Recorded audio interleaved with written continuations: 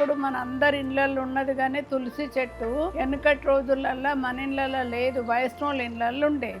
అది రోజు స్నానం చేసినాక వెనకటి ఎక్కడుండెనో శ్రీ వైష్ణవ ఆడలో చెట్టు పుట్టినది, శ్రీకృష్ణుడు అనేటి మొలక మొలిచినది, ఆచార్య అనేటి ఆకు పుట్టినది, గోవిందుడు అనేటి కొమ్మ పుట్టినది, మోక్షకరం అనేటి మొగ్గ పుట్టినది, పురుషోత్తం అనేటి పువ్వు పూసినది, బిరుదైన పటములో పిందె పుట్టినది, రామాయణ పటములో కాయ కాసినది, పరమాత్ముడు అనేటి పండు పండినది, ఆ పండు అనుభవించే వారెవ్వరో కాని కాశీలా గోదానం చేసినంత ఫలము, కృష్ణమ్మ కృష్ణమ్మ కృష్ణదేవాత సుజ్ఞాన గీతవా చూసి రక్షించు, అజ్ఞాన గీతవా అనసి రక్షించు, సమీకాలమందు నీ స్మరణ చేతు.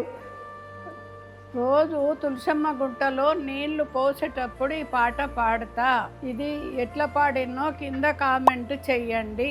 మీరు పూజ చేసేటప్పుడు మీరేం పాడతారో కింద కామెంట్ చెయ్యండి.